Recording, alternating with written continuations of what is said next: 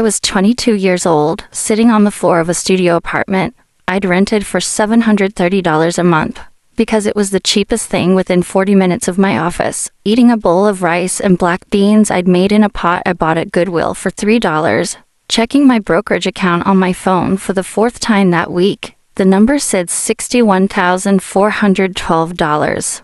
I looked around the apartment. The furniture was secondhand. The couch had a tear in the left cushion that I'd covered with a throw blanket from Target. The TV was a 32-inch Vizio I'd bought refurbished for $89. My car, a 2014 Honda Civic with 117,000 miles, sat outside with a small crack in the windshield I'd been ignoring for 2 months. My wardrobe consisted almost entirely of clothes I'd owned since college.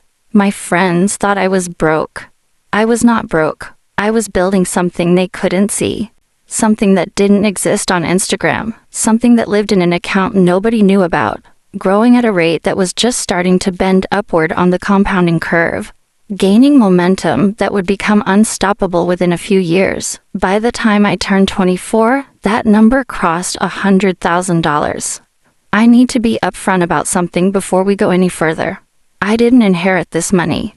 Nobody handed me a check. I didn't win a crypto lottery or sell a startup.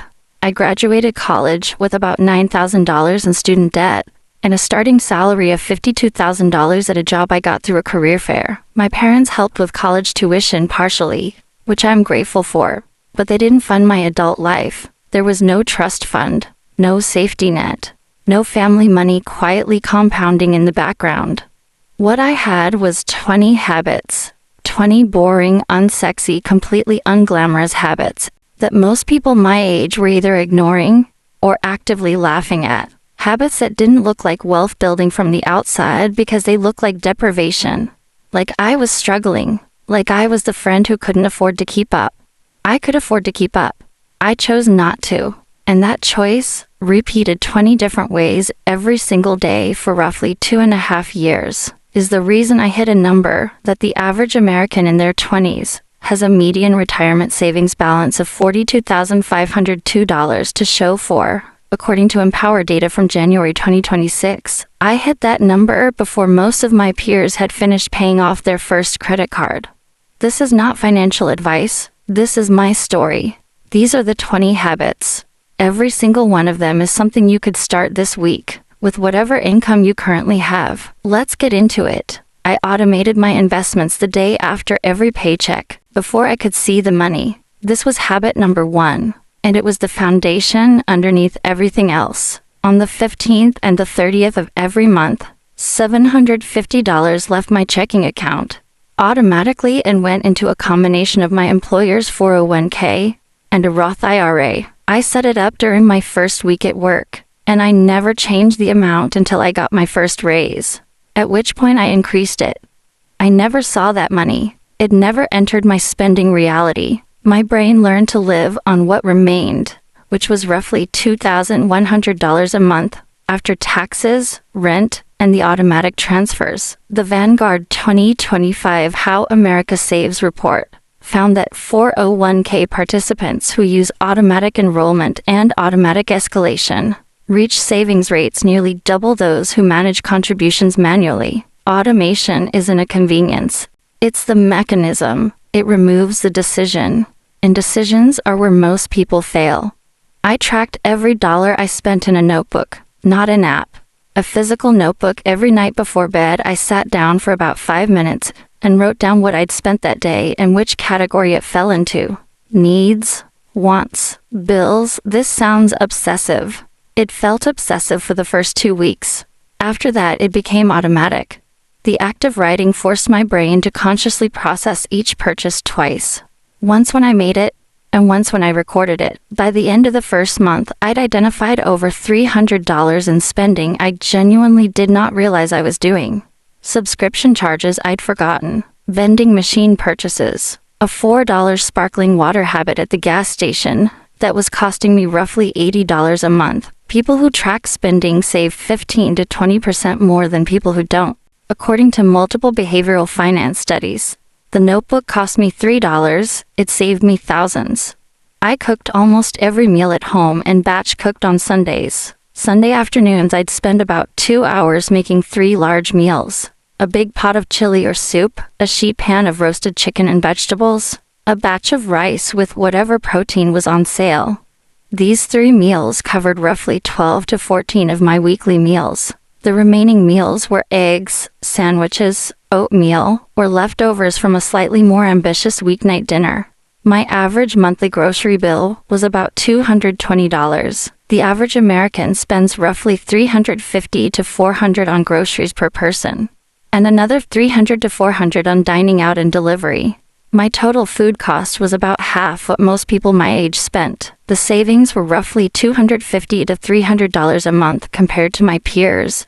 That's $3,000 a year, redirected to investments. At 8% over 30 years, those Sunday cooking sessions are worth roughly $367,000.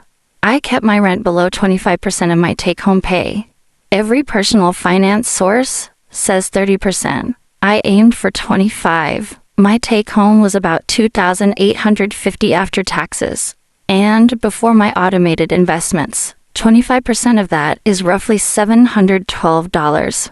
I found the studio for $730, which was $18 over my target. I took it because it was clean, safe, and close enough to work that my commute was short. My friends were paying $1,100 to $1,400 for nicer places in trendier neighborhoods. The monthly gap between my rent and the average rent my friend group paid was roughly $500. $500 a month, invested at 8% over 20 years, that's roughly $295,000. My apartment didn't have granite countertops or in-unit laundry. It had a working stove and a door that locked. Those were the requirements. Everything else was a premium I refused to pay. I drove a used car I bought with cash and maintained religiously. The 2014 Civic cost me $8,200 from a private seller I found on Facebook Marketplace. I had it inspected by a mechanic before buying, which cost $75 and saved me from 2 other cars that had hidden problems. I changed the oil every 5,000 miles, rotated the tires twice a year, replaced the air filter when it needed it.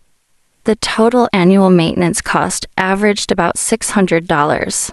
I had 0 car payment. The average new car payment hit $767 a month at the end of 2025, according to Experian. That means the average American is spending over $9,000 a year just on the payment alone, not including insurance, gas, and maintenance on a more expensive vehicle. My total annual car cost, including insurance, gas, and maintenance, was about $3,400. The typical new car owner's total cost easily exceeds $14,000. The difference of roughly $10,600 a year invested is worth approximately $1.29 million over 30 years. At 8%. My car had a crack in the windshield and a faded dashboard. It also had 4 wheels and an engine that started every morning.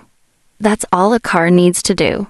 I use the library for books, movies, and audiobooks instead of buying or subscribing. My local library gave me free access to thousands of books, DVDs, and through the Libby app, a massive catalog of audiobooks and ebooks I could listen to during my commute.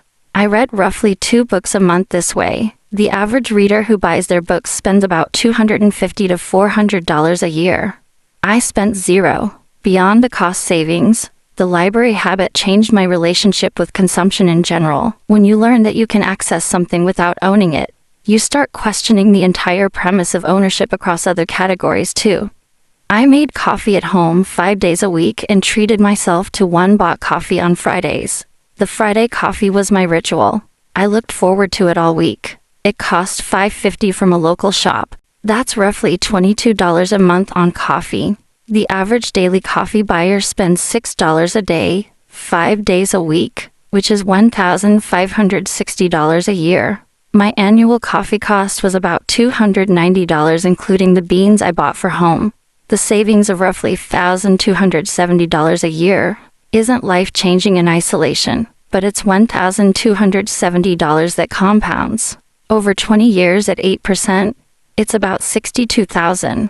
From making coffee in a $12 French press every morning, I never paid for a gym membership.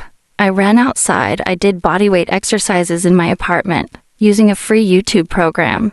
I bought a used pull-up bar from Craigslist for $15 and a jump rope for $8. My total fitness investment was $23.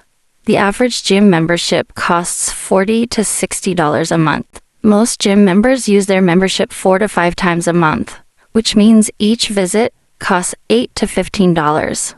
I worked out 5 to 6 days a week for free. The $60 a month I saved went directly to my Roth IRA. That's $720 a year. At 8% over 25 years, it's roughly $55,000.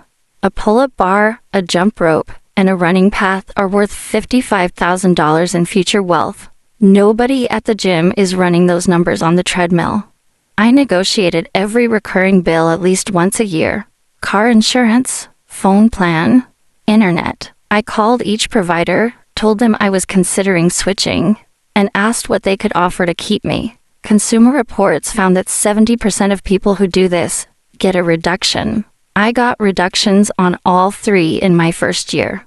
Combined annual savings, about $480. The calls took less than 30 minutes total. That's roughly $960 an hour in effective earnings, tax-free. No side hustle pays that well for that little effort. I used cash for all discretionary spending.